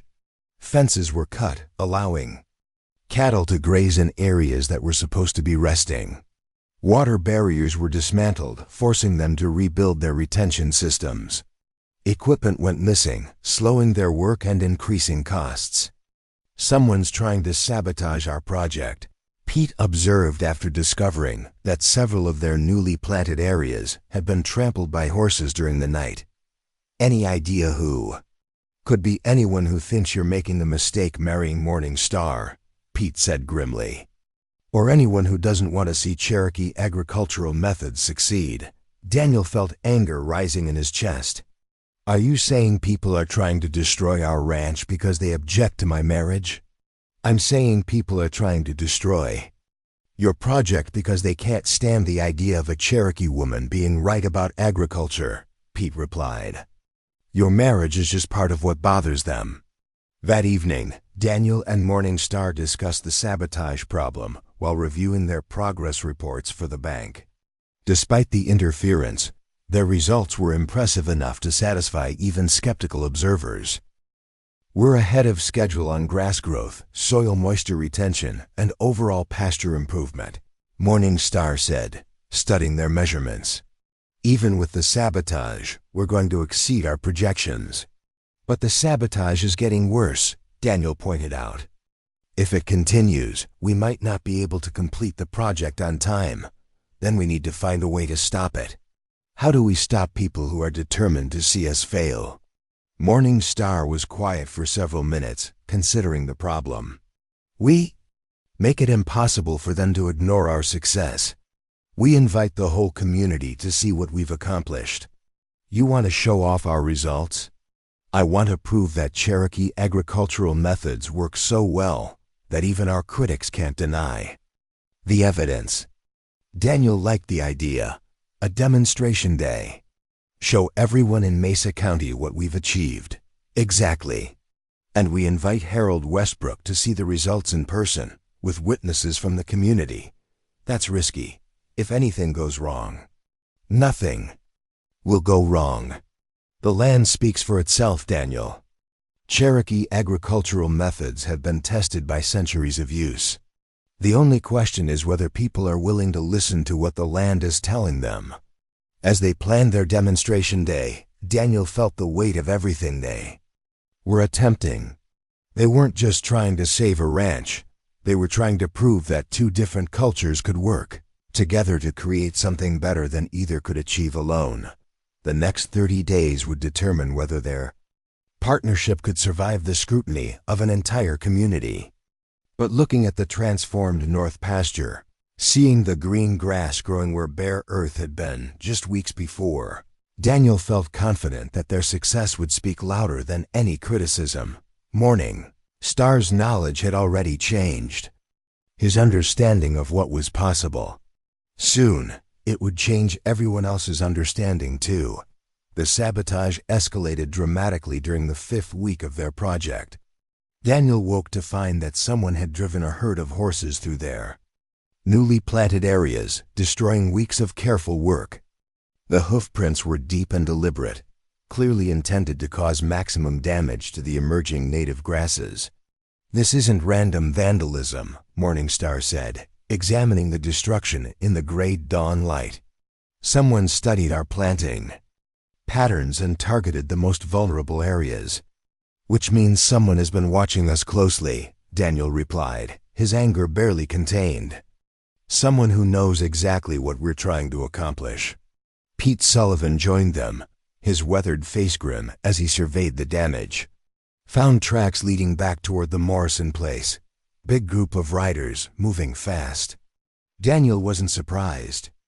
Jake Morrison owned the neighboring ranch to the east, and he had been vocal about his disapproval of Daniel's marriage and agricultural methods. Morrison represented the old guard of Mesa County ranchers who viewed any deviation from traditional practices as a threat to their way of life. What do we do? Pete asked. We rebuild, Morningstar said simply. And we make sure this doesn't happen again. How do we stop them if they're determined to sabotage us? We accelerate our timeline and hold the demonstration day earlier than planned, before they can destroy more of our work. Daniel understood her logic. Their agricultural improvements were progressing faster than expected, and the results were dramatic enough to convince even skeptical observers. If they could showcase their success before the sabotage could cause irreversible damage, they might be able to rally community support and isolate their opponents. That gives us less time to prepare, he pointed out. But it also gives our enemies less time to organize opposition, Morningstar replied. Sometimes the best defense is moving faster than your opponents can react. They spent the next week rebuilding the damaged areas while simultaneously preparing for their demonstration day. The work required 18-hour days, but their team had grown more skilled and efficient with each passing week. Tom Bradley, who had initially been skeptical of Cherokee methods, had become one of their most enthusiastic supporters. Ma'am, I've been working land for 20 years, and I've never seen anything like what you've accomplished here, he told Morningstar as they replanted damaged areas. What changed your mind? She asked. The results. You can argue with theories and methods, but you can't argue with grass growing where it never grew before and soil holding water like a sponge. Jack Morrison, the older worker who had initially been hostile, had undergone a similar transformation. I still don't understand how you knew all this would work, he admitted to Daniel. But I can't deny what I'm seeing with my own eyes. The knowledge has been tested for centuries, Daniel explained. Cherokee people developed these methods through generations of careful observation and experimentation. Morningstar is just sharing what her people have always known. Makes a man wonder what else we've been doing wrong all these years. Morrison mused that the demonstration day was scheduled for a Saturday in late September, giving people from throughout Mesa County the opportunity to attend. Daniel and Morningstar sent invitations to every rancher, merchant, and community leader within 50 miles, including Harold Westbrook and the bank's board of directors. This is our chance to prove that Cherokee agricultural methods can revolutionize ranching in Colorado, Morningstar explained to their assembled workers. But it's also our chance to show that people from different backgrounds can work together to create something better than either could achieve alone. The night before the demonstration, Daniel found himself walking the transformed North Pasture with Morningstar, marveling at what they had accomplished in just 7 weeks. The grass was thick and green, growing in patterns that showcased the water retention systems they had built. The soil was rich and moist, even though it hadn't rained in over a week. Are you nervous about tomorrow? He asked. A little, Morningstar admitted. Not about the agricultural results, those speak for themselves, but about whether people will be willing to listen to what the land is telling them. Some will, some won't. But enough will listen to make a difference. I hope you're right. Because if this fails, we'll have lost more than just your ranch. We'll have lost the chance to show that Cherokee knowledge has value in the modern world. Daniel took her hand, feeling the calluses that had developed from weeks of intensive manual labor. Win or lose, we've already proven that two people who respect each other can accomplish remarkable things together. Is that enough? It's everything. The demonstration day dawned clear and warm, perfect weather for showcasing their results. People began arriving at mid-morning, some curious, others skeptical, a few openly hostile. Daniel recognized most of the faces: neighbors, business associates, community leaders who would determine whether their success would be celebrated or dismissed. Harold Westbrook arrived punctually at 10 o'clock, accompanied by 2 other members of the bank's board of directors. His expression was professionally neutral, but Daniel could see the curiosity in his eyes as he examined the transformed pasture. "Mr. Crawford, I confess I'm impressed by what I see," Westbrook said. "This area looks significantly different than it did 3 months ago." "Different and more productive," Daniel replied. "Morning Star, would you explain what we've accomplished?" Morning Star had prepared extensively for this moment, knowing that everything depended on her ability to communicate complex agricultural concepts to people who might be predisposed to dismiss her knowledge. "Ladies and gentlemen," she began, her voice carrying clearly across the assembled crowd, "what you see here is the result of applying Cherokee agricultural methods to Colorado grazing land. These techniques have been used successfully for centuries to improve soil fertility, manage water resources, and increase land productivity." She walked to the first demonstration area, where the water retention systems were clearly visible. These barriers slow water runoff and help moisture soak into the soil. The result is that this area retains water for weeks after rainfall, while untreated areas dry out within days. To demonstrate, she poured water over treated and untreated soil samples. The water soaked immediately into the treated soil while running off the untreated sample like it was hitting hardpan. The increased soil moisture supports more grass growth and provides better nutrition for livestock. She continued, leading the group to areas where the difference in grass density was dramatic. "This pasture now supports twice as many cattle, while actually improving in condition." Jake Morrison, the neighboring rancher who had likely been responsible for the sabotage, spoke up from the crowd. "All I see is a woman who's convinced a good man to tear up perfectly good grazing land with her Indian superstitions." "Cherokee agricultural science," Morningstar corrected calmly. "And the results are measurable, not superstitious." "Measurable? How?" Morrison challenged. Daniel stepped forward with a folder of documentation. "Soil moisture levels, grass growth rates, cattle weight gains, and overall pasture productivity. We've kept detailed records of every aspect of the project." "Numbers on paper don't mean anything," Morrison said dismissively. "What matters is whether cattle can actually live on this land." "Then let's test that," Morningstar replied. "Pete, bring out the cattle." Pete Sullivan had prepared for this moment, selecting cattle that had been grazing on both treated and untreated areas of the ranch.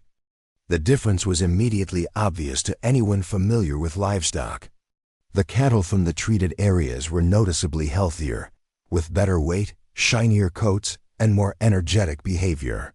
"These cattle have been grazing on Cherokee-managed land for 6 weeks, Morningstar explained.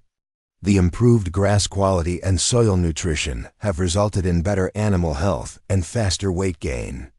Dr. William Hayes, the territorial veterinarian, examined the cattle with professional interest. "The difference is remarkable," he announced to the crowd. "The animals from the treated areas show superior condition in every measurable category." "Could be coincidence," Morrison muttered, but his voice lacked conviction. "Could be, but isn't," replied Tom Bradley, stepping forward to address the crowd. "I've been working this project from the beginning, and I can tell you that Cherokee agricultural methods are the most effective land management techniques I've ever seen." "You're just saying that because Crawford's paying you," Morrison accused. "I'm saying it because it's true, and because I've learned more about land management in 7 weeks than I learned in 20 years of traditional ranching." Other workers stepped forward to support Bradley's testimony, creating a chorus of voices that validated Morningstar's methods.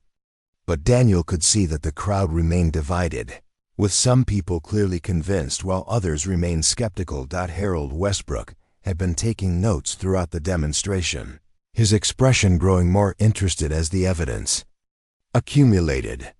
"Mrs. Crawford," he said, "this is impressive work, but I need to understand the financial implications. What does this mean for the ranch's economic viability?" "It means the ranch can support triple the current cattle herd while improving the land's condition," Daniel replied. "Based on current cattle prices, that translates to annual revenue of over $10,000 instead of the current $3,000. And the implementation costs? Initial investment of approximately $800, most of which has already been spent. Ongoing costs are minimal because Cherokee methods work with natural processes rather than requiring expensive inputs." Westbrook consulted his notes. "So you're projecting a return on investment of over 1,000% within the first year?" "That's correct.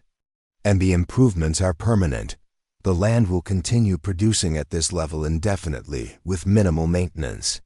"If the methods actually work long-term," Morrison interjected, "what happens when the first drought comes? When the first hard winter kills all these fancy Indian grasses?" "Cherokee agricultural methods were developed to survive droughts and harsh winters," Morningstar replied. "The plants I've introduced are native to this region and adapted to Colorado's climate. They'll survive conditions that would kill traditional pasture grasses." "Prove it," Morrison challenged.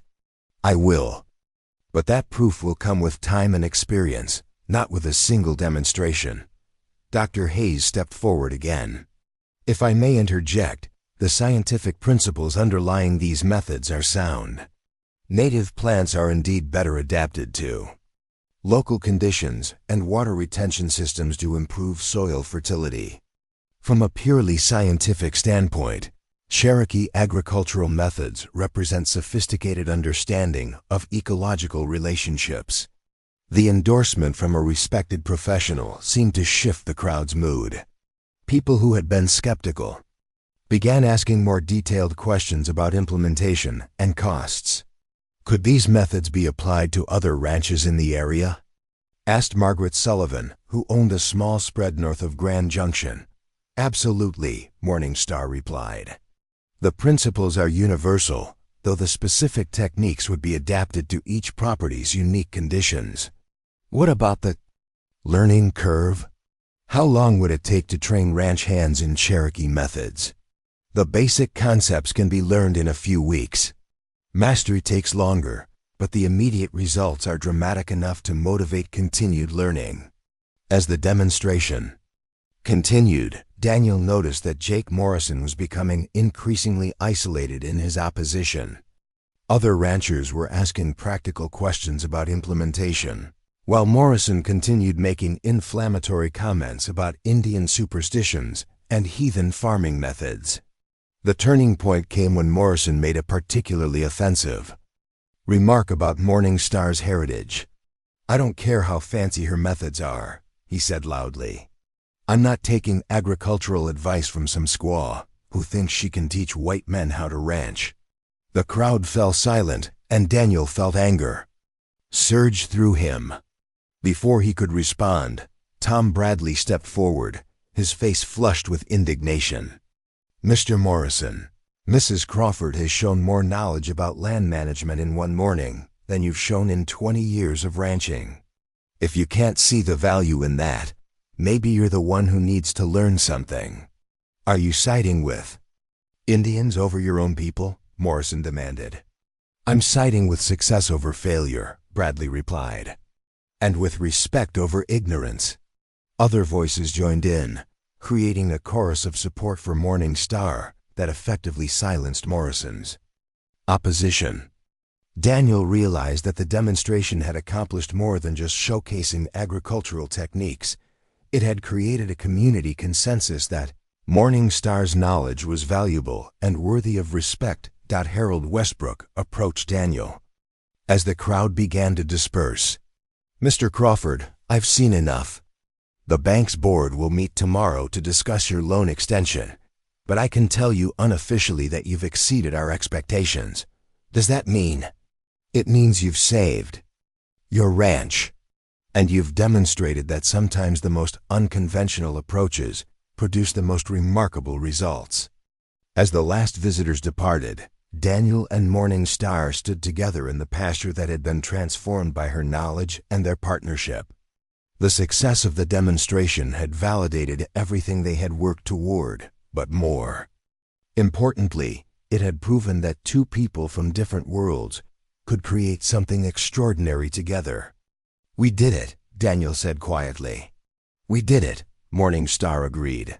"But this is just the beginning. If other ranchers adopt Cherokee methods, we could transform agriculture throughout Colorado. And if they don't, then we'll have transformed this one ranch, and that's still something worth celebrating." As they walked back toward the house, Daniel felt a deep satisfaction that went beyond financial success.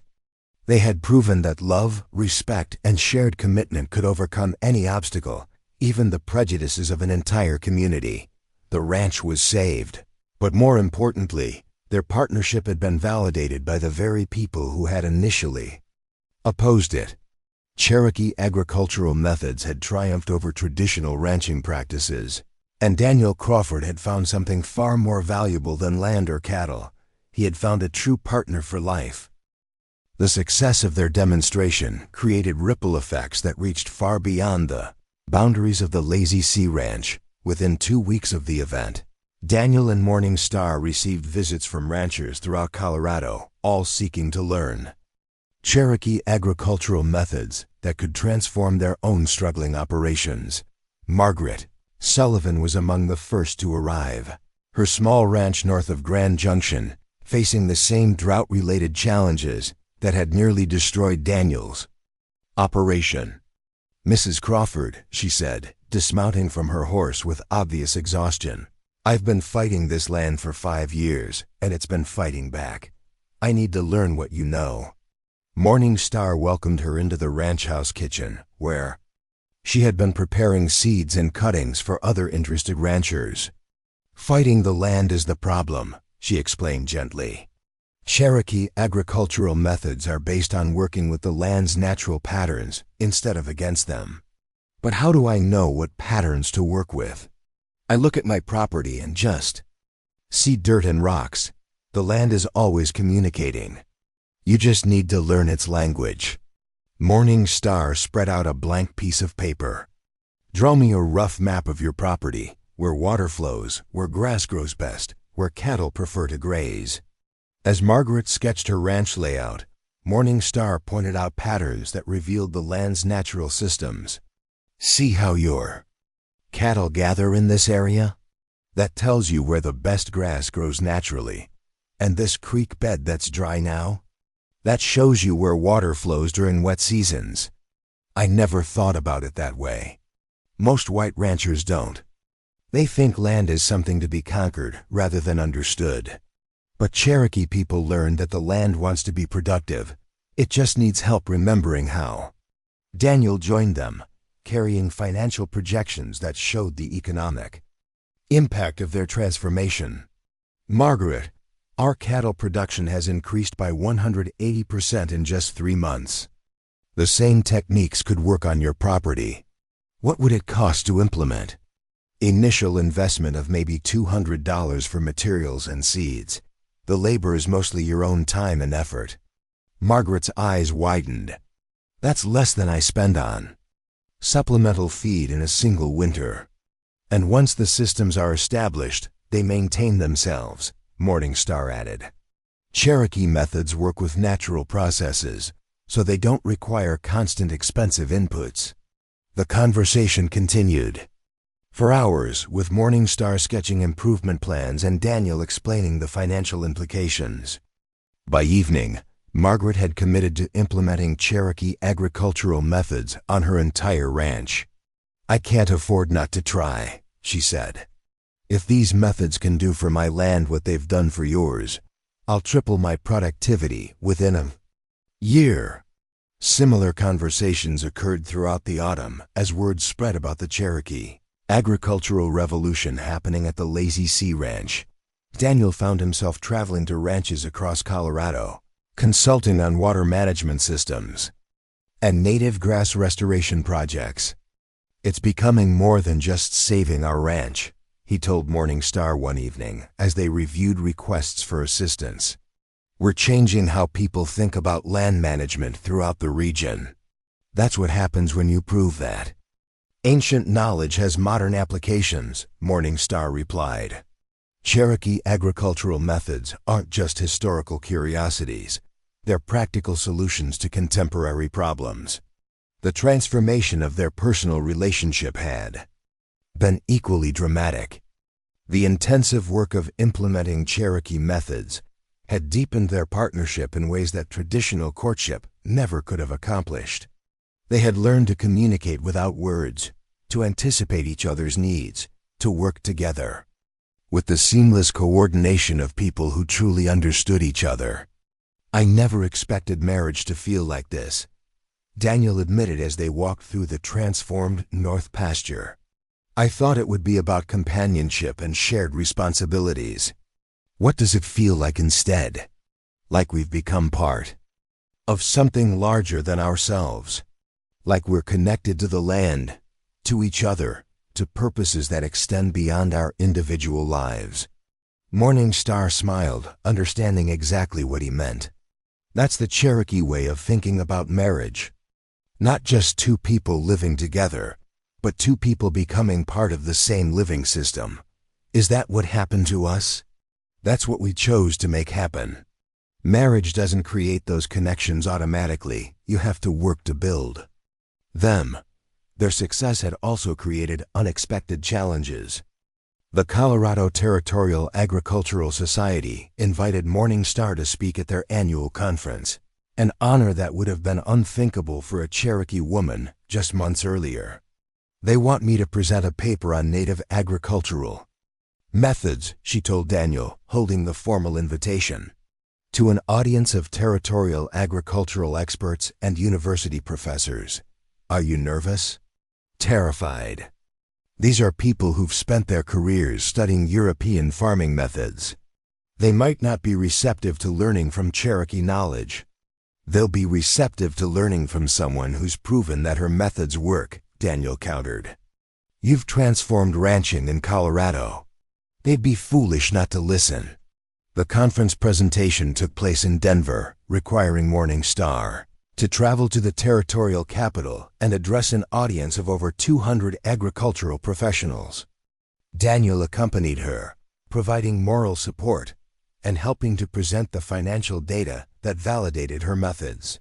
"Ladies and gentlemen," Morning Star began, her voice steady despite her nervousness, "I stand before you not as a representative of primitive agricultural practices, but as someone who has successfully applied sophisticated land management techniques developed over centuries of careful observation and experimentation." She had prepared extensively for this moment, translating Cherokee agricultural concepts into language that academic audiences could understand and appreciate. Her presentation included detailed explanations of water retention systems, soil fertility, improvement methods, and sustainable grazing practices that had been tested by generations of Cherokee farmers. The key insight of Cherokee agriculture is that land is not a resource to be exploited, but a living system to be understood and supported, she explained. When you work with natural processes instead of against them, you create agricultural systems that become more productive over time rather than less productive. The audience response was overwhelmingly positive. Professors asked detailed questions about implementation techniques. Territorial officials inquired about scaling the methods to larger operations, and several attendees requested permission to visit the Lazy C Ranch to observe the results firsthand. "Mrs. Crawford," said Dr. James Wilson, the Territorial Agricultural Commissioner, "your presentation has been remarkable. I'd like to discuss the possibility of establishing a Cherokee Agricultural Research Center here in Colorado. What would that involve?" "Formal documentation of traditional methods, training programs for ranchers and farmers, and ongoing research into applications for different crops and regions." Morning Star looked at Daniel, seeing excitement in his eyes. "We'd be honored to participate in such a program." The research center proposal represented validation at the highest levels of territorial government. Cherokee agricultural methods would be studied, documented, and taught as legitimate scientific techniques rather than historical curiosities, but the success also brought personal costs. The constant travel and consultation work left little time for the quiet ranch life that Daniel and Morningstar had originally envisioned. They found themselves becoming public figures in Colorado's agricultural community, with all the pressures and responsibilities that such prominence entailed. "Sometimes I miss the simplicity of just working our own land," Morningstar confided as they prepared for another consulting trip. "When our biggest concern was saving the ranch, not revolutionizing agriculture throughout Colorado." "Do you regret the path we've taken?" "Never, but I sometimes wonder if we're losing ourselves in the importance of what we're doing." Daniel understood her concern. Their mission had grown beyond their original goals, creating obligations that sometimes felt overwhelming. What if we establish boundaries? Take on only the projects that truly matter and delegate the rest? That might work. But I don't want to abandon people who need help just because we're feeling overwhelmed. Then we train others to carry on the work. Create a network of people who understand Cherokee methods and can teach them to others. The idea appealed to Morningstar.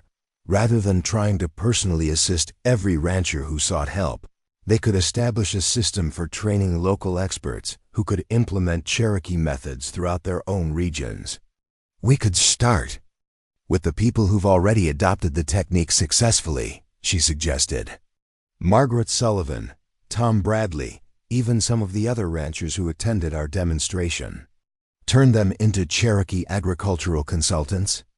Turn them into people who understand that ancient knowledge and modern applications can work together to create something better than either could achieve alone. As they developed plans for expanding their impact while maintaining their personal priorities, Daniel realized that their relationship had become a model for the same kind of collaboration they promoted in agriculture. They had learned to work together in ways that honored both their individual strengths and their shared goals. "We've built something remarkable," he told Morningstar as they watched sunset paint the mountains behind their transformed ranch. "Not just the agricultural success, but the partnership that made it possible. And we're just getting started," she replied. Cherokee agricultural methods could transform farming throughout the American West, but only if we can train enough people to implement them properly. The future stretched ahead of them, full of possibilities they had never imagined when they first met as strangers seeking convenient marriage arrangements. They had saved the ranch, revolutionized regional agriculture, and created a love story that proved different cultures could strengthen each other rather than simply coexist. But their greatest achievement was discovering that when two people truly commit to understanding and supporting each other, they can accomplish things that neither could achieve alone. That lesson would guide them through whatever challenges and opportunities lay ahead. 2 years after their desperate bank meeting, Daniel and Morningstar stood on the porch of their expanded ranch house, watching the sunset paint the San Juan Mountains in shades of gold and crimson. The view was the same, but everything else had transformed beyond recognition. The Cherokee Agricultural Research Center occupied a collection of buildings near the main ranch house, where students from across the American West came to learn traditional land management techniques. Morningstar had become the center's director, teaching courses that combined ancient Cherokee wisdom with modern agricultural science. 37 students this session, she reported, reviewing enrollment papers. From California, Texas, Montana, and even 2 from back east who heard about our methods. Daniel smiled, remembering when they had struggled to convince a single bank president that Cherokee agricultural methods had value.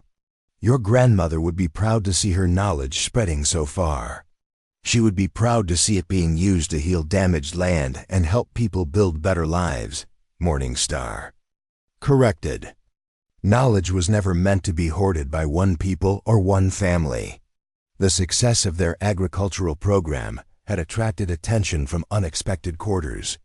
The U.S. Department of Agriculture had sent representatives to study their methods, and several universities had requested formal partnerships to research Cherokee agricultural techniques. Dr. Wilson from the Territorial Office wants to discuss federal funding for expansion, Daniel mentioned, sorting through the day's correspondence. Apparently, Congress is interested in supporting indigenous agricultural research. Federal funding comes with federal oversight, Morningstar observed. Are we ready for that level of government involvement? Only if we can maintain control over how the knowledge is used and shared. Cherokee methods aren't just agricultural techniques. They're expressions of a way of thinking about the relationship between humans and land. Their conversation was interrupted by the arrival of Tom Bradley, who had become their most successful student and now managed Cherokee agricultural projects throughout Colorado.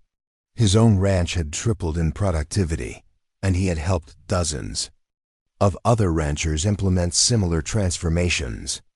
"Daniel Morningstar," he called, dismounting from his horse with obvious excitement. "I've got news from the Patterson Ranch up north. They've completed their first year using Cherokee methods, and their cattle production increased by 220%. Any problems with implementation?" Morningstar asked. Some initial resistance from workers who didn't trust the techniques, but the results spoke for themselves. Patterson says he's saving over $1,000 a year in feed costs alone. Daniel shook his head in amazement. 3 years ago, I thought I was facing the end of ranching in Colorado. Now we're seeing the beginning of a completely new approach to land management. That's the power of knowledge that's been tested by time, Morningstar replied. Cherokee agricultural methods survived for centuries because they work with natural systems instead of fighting against them. As evening approached, they walked through the transformed north pasture that had been the first testing ground for Cherokee methods. The grass was thick and healthy, supporting cattle that showed the improved weight and condition that had become the hallmark of Cherokee-managed land. "Sometimes I can hardly believe this is the same place," Daniel said, running his hand through grass that had grown where bare earth had been visible 3 years earlier. "The land was always capable of this productivity," Morningstar explained. "It just needed people who understood how to work with its natural patterns instead of against them. Like us? Like us. But also like the hundreds of ranchers who've learned these methods and adapted them to their own properties." The expansion of Cherokee agricultural techniques had created a network of practitioners throughout the American West, each contributing their own insights and innovations while maintaining the core principles of working with natural systems. Margaret Sullivan wrote from her new ranch in Wyoming, Morningstar mentioned, pulling a letter from her apron pocket.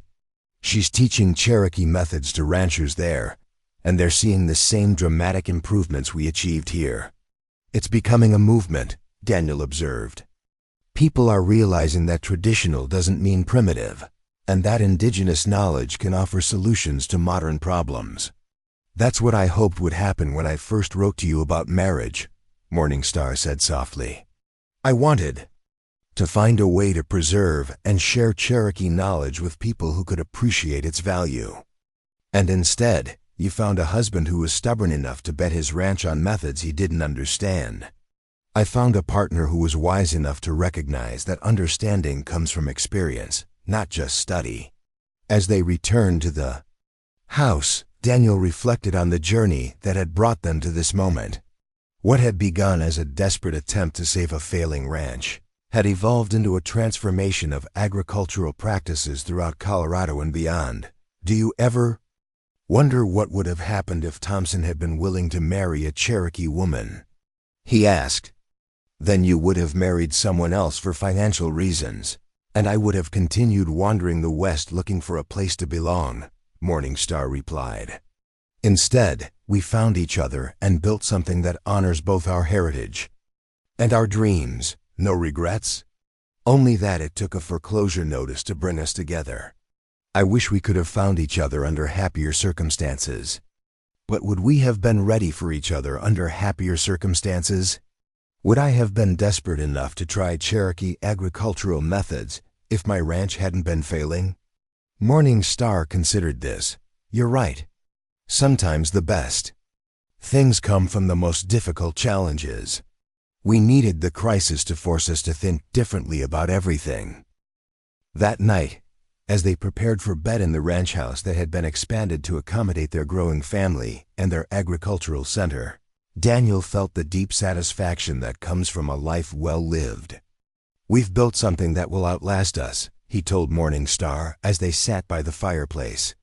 "Cherokee agricultural methods are being taught in universities, implemented on ranches throughout the West, and documented for future generations. But the most important thing we've built is this," Morning Star replied, gesturing to encompass their home, their relationship, and the life they had created together. "We've proven that people from different worlds can not only coexist, but can create something beautiful together. Something that makes both worlds stronger. Something that honors the best of both worlds while creating new possibilities for the future." As they watched the fire burn low, Daniel thought about the young man who had stood at this same fireplace 3 years earlier, desperately seeking a way to save his failing ranch. That man had been willing to enter a marriage of convenience with a stranger, never imagining that he would find love, purpose, and a mission that would transform his entire region. "I love you," he said simply, words that had grown deeper and more meaningful with each passing year. "I love you too, Morning Star replied, "and I love the life we've built together." Outside, the Colorado wind carried the scent of healthy grass and prosperous cattle, evidence of the transformation that had begun with a desperate letter to a mail-order bride, and had grown into a movement that would influence American agriculture for generations to come. The Cherokee Agricultural Research Center would continue training students, documenting traditional methods, and helping ranchers implement sustainable land management practices. But the real legacy of Daniel and Morning Star's partnership was the proof that when people approach each other with respect, openness, and willingness to learn, they can overcome any obstacle and create possibilities that neither could achieve. Alone. Their love story had become a foundation for something much larger than personal happiness. It had become a bridge between cultures, a catalyst for environmental healing, and a testament to the power of ancient wisdom to address modern challenges. As they finally headed to bed, Daniel paused at the window for one last look at the ranch that had brought them together. The land stretched endlessly under starlight, healthy and productive, supporting not just cattle and crops, but dreams and possibilities that would continue growing long after they were gone. It was exactly the kind of legacy worth building a life around. Up next, you've got 2 more standout stories right on your screen. If this one hit the mark, you won't want to pass these up. Just click and check them out. And don't forget to like, subscribe, and turn on the notification bell so you don't miss any upload from us.